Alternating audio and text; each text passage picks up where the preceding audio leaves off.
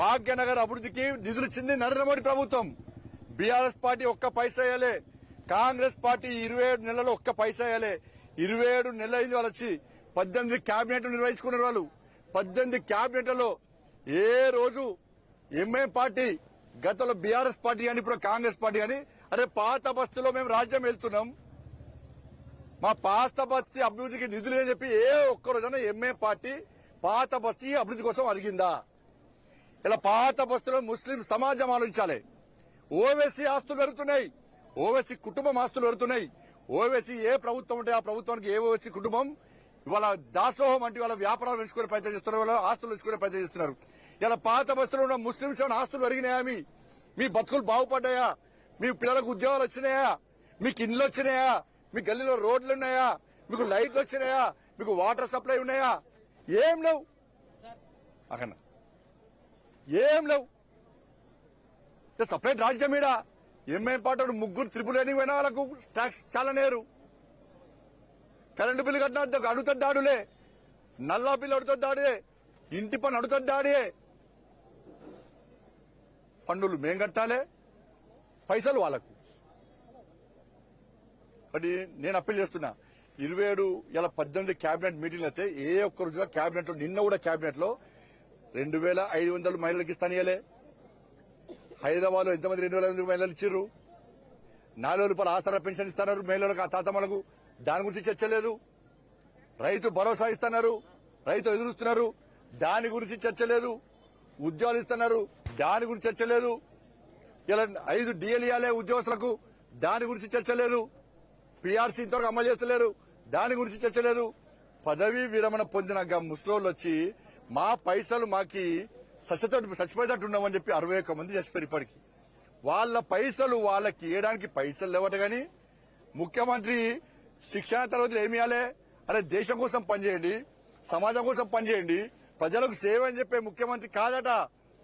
1000 కోట్ల కార్యకర్తలు అందరూ కలిసి డూప్లికేట్ గాంధీ కుటుంబానికి ఇవ్వాలట. రాష్ట్ర ముఖ్యమంత్రి మూటలు మోయడానికే ఉన్నాడు ఢిల్లీకి. మరి ఆ 1000 కోట్లు ఇలా పెన్షన్, ఇలా రిటైర్మెంట్ అయినటువంటి వాళ్ళ పదవి విరమణ ఉద్యోగస్తులు దిగలేకపోతున్నారు. 1000 కోట్లు అడిగేచ్చు కదా, మీ కార్యకర్తలు అంతా అడిగేచ్చు. ప్రభుత్వం మీదే. హైదరాబాద్కి వస్తే వాళ్ళ ముసలి చూడ కూడా కాళ్ళు లేవు, వాళ్ళకు అవస్థలున్నారు. గొరవర గుంజుకపోయి అరెస్ట్ చేసిన వాళ్ళకి మా పైసలు మాకు ఇవ్వమంటున్నారు. నేనేమంటాడు? ప్రమాద బీమా అట. బతికినోనికి పైసలు ఇవ్వడట, వాళ్ళ పైసలు వాళ్ళకు. చచ్చిపోయాక ప్రమాద బీమా ఇస్తారట. అంటే బతుకుంటే పరిహారం, చచ్చిపోతే సంతాపం. ఈ ప్రభుత్వ పాలసీ. బతుకున్న వాళ్ళకు వాళ్ళ బెనిఫిట్స్ వాళ్ళకి ఏమంటే ఇవ్వడు, కానీ చచ్చిపోయాక బీమా ఇస్తాడు. ఏం చేస్తాడు? బేసిక్ నుంచి 1.5% అమౌంట్ తీసుకొని నువ్వు ఇచ్చేదేంది అంటే, రాష్ట్ర ప్రభుత్వం ఉద్యోగస్తుల పైసలతోని ఇన్సూరెన్స్ బిజినెస్ చేస్తున్నది. ఇన్సూరెన్స్ బిజినెస్ దానికంట కొన్ని రోగాలకంట మళ్ళీ అది ట్రీట్మెంట్ కొన్ని హాస్పిటల్కే పరిమితమట. ఆ పైసలు ప్రైవేట్ ఏజెన్సీ కట్టుకుంటే మొత్తం అన్ని ఆ కార్పొరేట్ హాస్పిటల్ కూడా వైద్యం ఉంటుంది, అన్ని రోగాలకు వైద్యం ఉంటుంది. నువ్వు ఇచ్చేదేంది వాళ్ళ? ఓ టీవీలలో పేపర్లలో మొత్తం బీమా బీమా బీమా. బతికినోనికి ఫస్ట్ వాళ్ళ వయసు వాళ్ళకి, పోలీసు వాళ్ళకి ఇస్తాడు బీమా వాళ్ళకు. ఒక్క నిమ్స్ హాస్పిటల్ ట్రీట్మెంట్ వాళ్ళకు, ఒక్క నిమ్స్ హాస్పిటల్ ట్రీట్మెంట్ వాళ్ళకు నెలకు వాళ్ళకి 1000 రూపాయలు కట్ చేస్తారు వాళ్ళకి. ఆ 15,000 రూపాయలు సంవత్సరానికి వేరే ఇన్సూరెన్స్ కడితే అన్ని కార్పొరేట్ హాస్పిటల్ వాళ్ళకి వైద్యం ఉంటుంది, అన్ని రోగాలకు వైద్యం ఉంటుంది.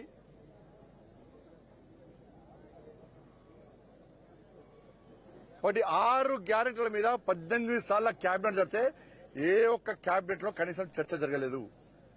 అందుకే జిహెచ్ఎంసీ ఎన్నికల్లో మా రామచంద్ర గారి నేతృత్వంలో అందరం పనిచేస్తాం. నేను జిహెచ్ఎంసీ భాగ్యనగర్ ప్రజలకు అప్పీల్ చేస్తున్నా. మీరు పోయినసారి ఎన్నికల్లో ఎటువంటి జాగృతమైనో అభివృద్ధి చేయడం మా బాధ్యత. చేస్తున్నది నరేంద్ర మోడీ ప్రభుత్వం. అభివృద్ధి మా నినాదం, హిందుత్వమే మా అజెండా. 100% ఈ భాగ్యనగర్ లో సమాజాన్ని జాగృతం చేస్తాం. ఇలా ముస్లిం మహిళలకు అప్పీల్ చేస్తున్నా. ఇలా మీకు రక్షణ ఉండాలంటే ఇలా భారతీయ జనతా పార్టీ ఈ 3 కార్పొరేషన్లో కాషాయ జెండా రేపరేపు ఆడించాలి. అప్పుడే ఈ భాగ్యనగర్ కాపాడబడుతుంది. లేకుంటే ఇదే విధంగా దాడులు జరుగుతాయి. నేను మళ్లీ చెప్తున్నా, బాన్సువాడలో అరెస్టులు ఆపండి. బాన్సువాడలో అరెస్టులు ఆపకుంటే ఆ ఆజ్యం తెలంగాణ మొత్తం వ్యాపించే ప్రమాదం ఉంది. మేము చట్టాన్ని కాపాడాలని మేమంటున్నాం, శాంతి భద్రతలు కాపాడాలని మేమంటున్నాం, చట్టానికి అనుగుణంగా వివరించే వ్యక్తులు మేము. కానీ పోలీసు అధికారులు అక్కడ ఎంఏ పార్టీ నాయకులకు అడుగులకు మడుగులు వచ్చి అమాయక కార్యకర్తలు అరెస్ట్ చేస్తున్నారు. అరెస్టులు వెంటనే ఆపండి, అరెస్టులు ఆపండి. అరెస్టులు ఆపకుండా మాత్రం దాని పర్యవసానాలు ఏ విధంగా ఉంటాయో మీకు తెలుసు. భారతీయ జనతా పార్టీ కార్యకర్తలు తెలంగాణ రాష్ట్రంలో తలుచుకుంటే ఏ విధంగా ఉంటుందో నేను కార్యకర్తలు అప్పిస్తున్న భారతీయ జనతా పార్టీ కార్యకర్తలారా మీకు 2 చేతులు జోడించి మొక్కుతున్నాను. నేను సోషల్ మీడియాలో వాడు వీడు పెట్టేది మీరు పట్టించుకోకండి. వాళ్ళ మళ్ళా యుద్దం ప్రారంభించే రోజు వచ్చినాయి. వాళ్ళ సనాతన ధర్మం అప్రతిష్ట పాలవుతున్నది. ధర్మాన్ని హేళన చేస్తున్నారు. సమాజాన్ని, హిందూ సమాజాన్ని చీల్చే ప్రయత్నం చేస్తున్నారు. హిందూ దేవాలయం దాడులు జరుగుతున్నాయి. బిస్తర్ దుల్పండి, కాషాయ జెండా కమలపు జెండా పట్టుకొని బయట రండి. ఇవాళ జిహెచ్ఎంసీ ఎన్నికల్లో కాంగ్రెస్ పార్టీకి గుణపాఠం చెప్పాలి. బీఆర్ఎస్ పార్టీ ఆల్రెడీ అడ్రస్ లేకుండా పోయింది. ఇవాళ మన దమ్మేందో చూపట్టాల్సిన బాధ్యత ప్రతి భారతీయ జనతా పార్టీ కార్యకర్త మీద ఉందని చెప్పి అందరికీ అప్పీల్ చేస్తూ ఇలా కరీంనగర్ లో మా గెలుపుకు సహకరించిన రాష్ట్ర అధ్యక్షుడు రామచంద్రరావు గారికి, రాష్ట్ర పార్టీకి అందరూ కూడా హృదయపూర్వక ధన్యవాదాలు తెలియజేస్తూ బీఫామ్ ఇచ్చి మా అభ్యర్థులు పోటీ చేసే అవకాశం ఉన్నటువంటి నరేంద్ర మోడీ గారికి, నితిన్ నబీన్ గారికి, అమిత్ షా గారికి హృదయపూర్వక ధన్యవాదాలు తెలియజేస్తున్నాం. అందరికీ జై శ్రీరామ్.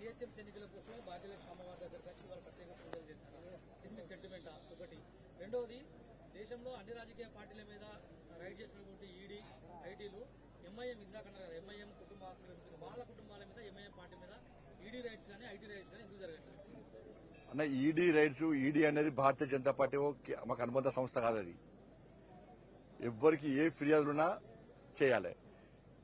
రాష్ట్ర ప్రభుత్వం ఏం చేయాలి? వాళ్ళ ఆస్తుల మీద విచారణ జరపాలి. జరిపి వాళ్ళ మీద ఆస్తులు జప్తు చేయాలి. ఇవాళ మేము కూడా ఆధారాలు సేకరిస్తున్నాం. పక్కా మేము ఏ విధంగా న్యాయపరిగిస్తాం. ఈడీ మీద, ఐటీ మీద, ఆఫీసర్ల మీద, సిబిఐల మీద ఒత్తిడి తెచ్చే ప్రభుత్వం భారతీయ జనతా పార్టీ ప్రభుత్వం కాదు. అట్ట ఇయ్యాలనుకుంటే ఈ దేశంలో ఎవ్వరుండరు. గతంలో కాంగ్రెస్ పార్టీ చేసినట్టు మేము చేయం. మేము న్యాయబద్దంగా ఏ ఫిర్యాదులున్నా వాళ్ళకి ఇస్తే తప్పుడు వాళ్ళు చర్యలు తీసుకుంటారు. భాగ్యలక్ష్మి టెంపుల్ అనేది మీ అందరూ తెలుసు. ప్రజా సంగ్రామ యాత్రని ఇక్కడ సాధిస్తాం. అప్పుడు ఎన్నికలు లేవు. దాని తర్వాత